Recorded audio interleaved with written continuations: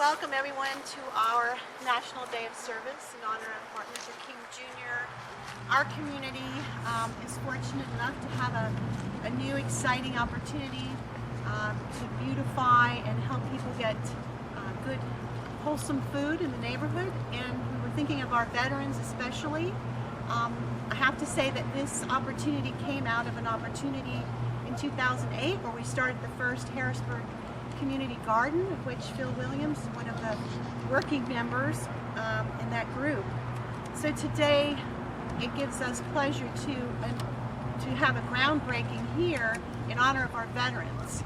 Our close proximity to the VA Center, our public transit brings lots of veterans in our community, and so we want to help them feel more welcome in our space. And so today we acknowledge a number of veterans. I want to lift up the name of Jimmy Rigdon, a neighbor and friend that passed away. I also want to lift up the name of Bernie Hackett, a neighbor who was like an uncle to my two boys, who passed away in 2004 and served in Vietnam. I also want to lift up the name of Robert Brewer, who is still living with us and is a neighbor on Fenwick Street. Good neighbor. He's the neighbor that the kids go to and sing Christmas carols and enjoy cookies and milk from them. So, good neighbors. We also want to acknowledge a local guest and veteran today with us, Miss Lorraine Bartlett, who's a retired colonel from the Army. And Lorraine's going to have a few words to share. I just want to thank you very much for inviting me, especially to speak. As Denise mentioned, I'm retired from the Army. I was a JAG attorney for 27 years. And as an attorney, I continue to practice. I'm primarily focused on real estate law. And people always ask, how'd you go from being a military attorney to do real estate? I just want to mention a little anecdote. Everybody's seen the movie Gone with the Wind, right? Okay, you know that famous scene where Scarlett O'Hara is talking to her father, and her father is telling her that she has to protect Tara, and he says, the land is the only thing that lasts.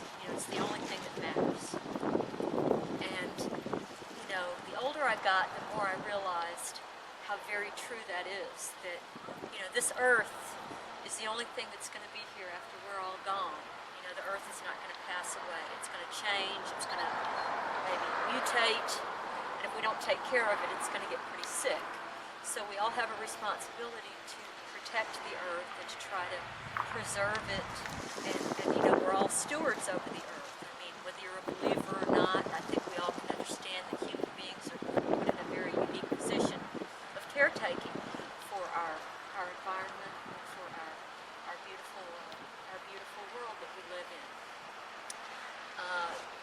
As a veteran, of course, I've seen a lot of tragic things happen, to the earth during wartime, and it's always saddened me tremendously when, bombs are dropped and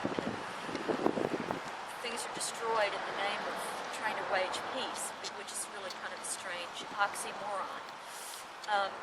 And the older I've gotten also, the more I've realized, there's really nothing more important in life than peace. And since I've been out of the Army, I've tried to become much more of a peace activist.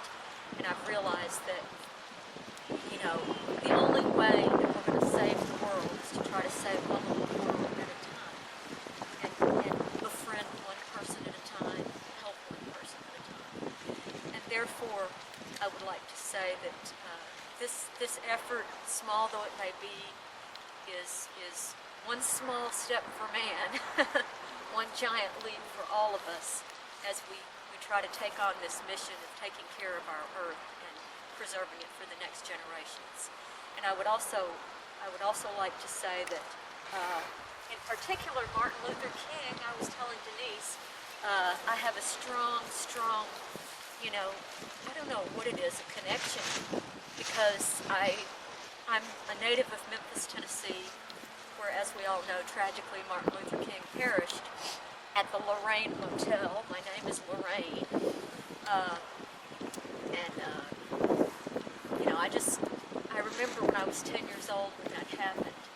And I remember, you know, being kind of a child in the dark, how many people in my life, tragically, they were actually happy that Martin Luther King died. And then years later, when I went to college, I was a history of religion major, and I read an excerpt from Letter from a Birmingham Jail.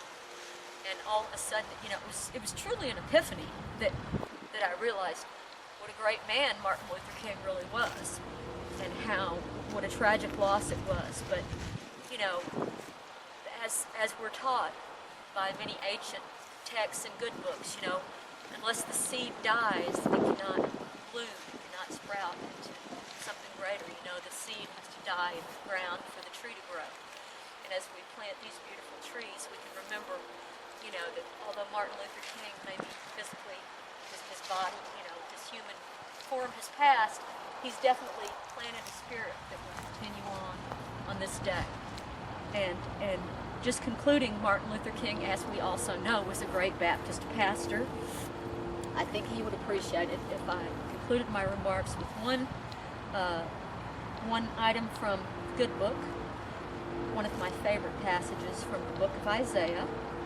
We all look forward to the day when we can beat our swords into plowshares and our spears into pruning hooks, and we will make war no more, and we will all live in peace and harmony together.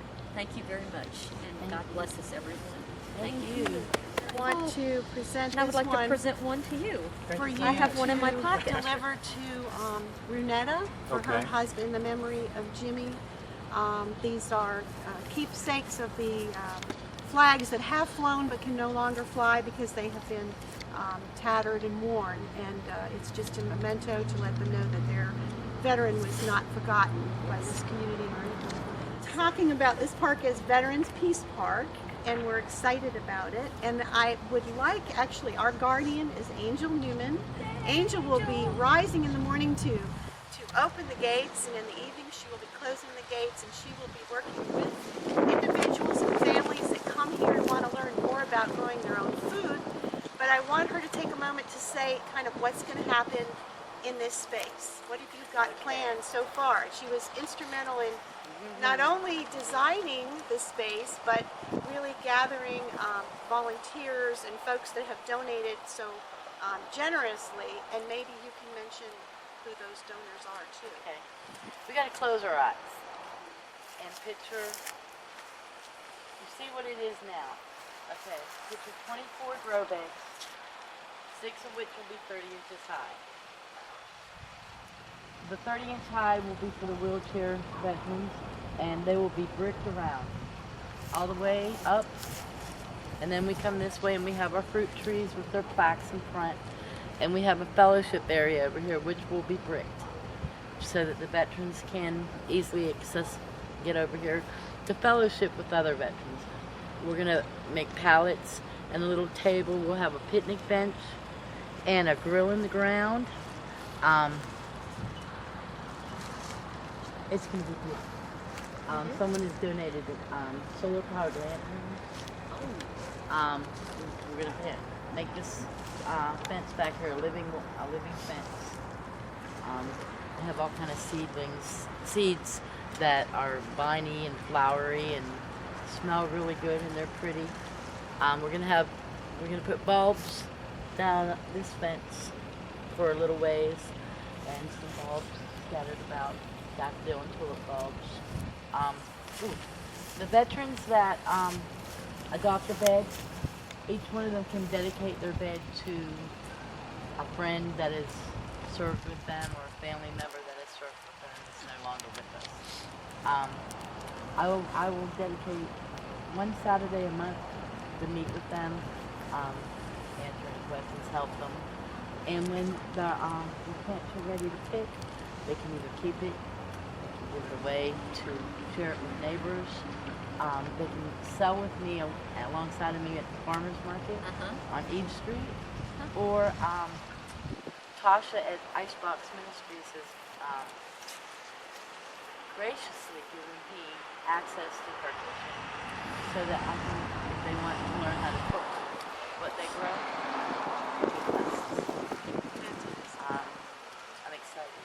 I'm really excited. I have met quite a few veterans in Harrisburg. None of it showed up this morning, but that isn't going to stop me because we're here. And as long as one person showed up, we made a big difference. This is going to be our pilot garden. We've discussed it, but the state representative has discussed it also and made it his little epiphany that this will be the pilot garden for other communities to follow. Commissioner Benoit has been here on 3 different occasions with me. He spoke to Steve Castle, Streets and Engineer, and the ADA for the city of Augusta, and along with Tim Hollabaugh, who is our ADA. They got right on the sidewalk, cutting the curbs, clearing that sidewalk off, making sure that it was accessible from Walton Way, from the bus stop to here. Tom Wiedemeyer has agreed to put us in a water meter. And Commissioner Benoit has a friend at University of Columbia that has agreed to donate and install irrigation systems because each one of the raised beds have to have their own watering source. And who's going to pay the water bill? Well, we're gonna for operating costs. We're also asking for donations for operating costs, but we are trying to get the city to gift it to us.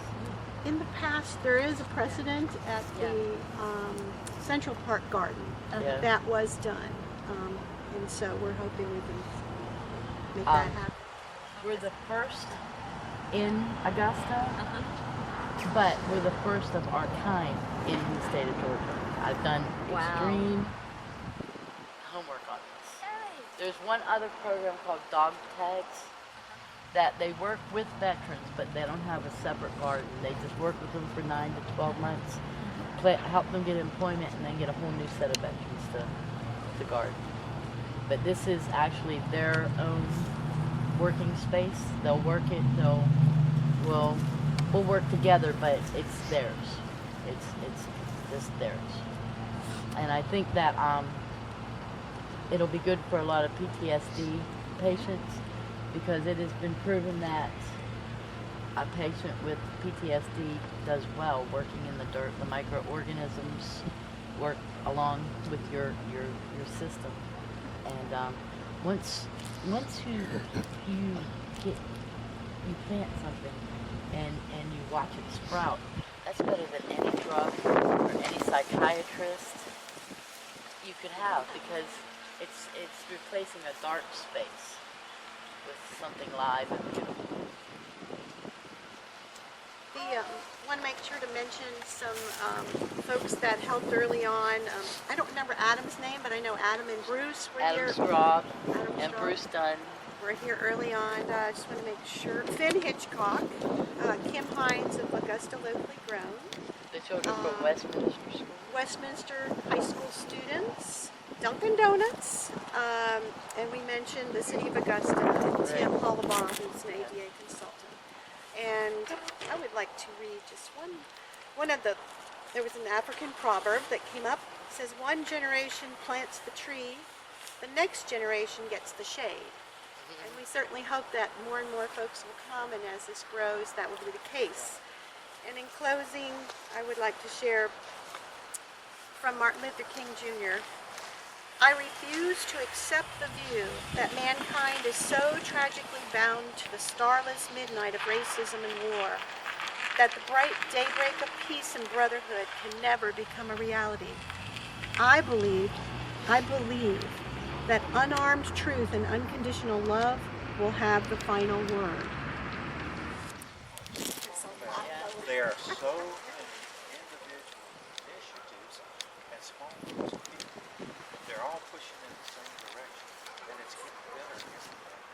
it's like, I'm going to say last year, maybe 18 months ago, it's like we reached a critical mass or something, and everybody sort of decided to jump in, and things started.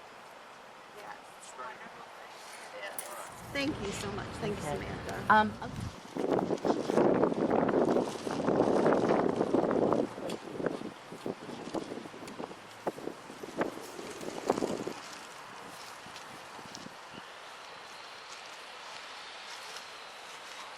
We're very happy to have with us Representative Wayne Howard. And on this day of service, we are dedicating and groundbreaking here at Veterans Peace Park in Harrisburg neighborhood. And we have the help of our volunteer, Calvin. We've had the fencing, many of the trees and items donated from the public. And we're here to honor Dr. King and our veterans. We want our veterans to have more access to healthy foods. And in this space, if you can close your eyes and imagine, there will be this march, raised beds, and there will be even elevated raised beds for our visitors and veterans who are in wheelchairs. We are very thankful for the collaboration of the City of Augusta, along with other volunteers in the community, for helping to make this happen and for helping us to improve the sidewalk and access to a space that prior to today was vacant. So we're very thankful, and I thank you for being here with us Glad to be here. on this day. I want to commend Denise, Ms. Trainer, for the vision of making this happen and for the support that she's gotten from the property owners and those other volunteers that are participating in making this happen. This is, when you talk about our veterans, I mean, you can't ever repay them for the things that they've done and serving this country. So we do what we can, and I commend Ms. Trainer and her group for doing that, because this is one way of recognizing them and showing them that we do appreciate what they've done and the service that they've given. And that's why we call it a day of service. It's a day of service for many reasons. Martin Luther King, for the work that he put into this country. So we want to just encourage folks to be a part of serving. Service is something that we sometimes forget to do, forget to offer to our fellow men. It's not about ourselves, it's about others. And I think, if you look back in the biblical sense, in the Bible days, it was always about serving others and not yourself. And that's what is being portrayed here, and that's what's being demonstrated in a big way here. And again, thank you. Commend you for that. And we thank you as a public servant for taking the time to join us.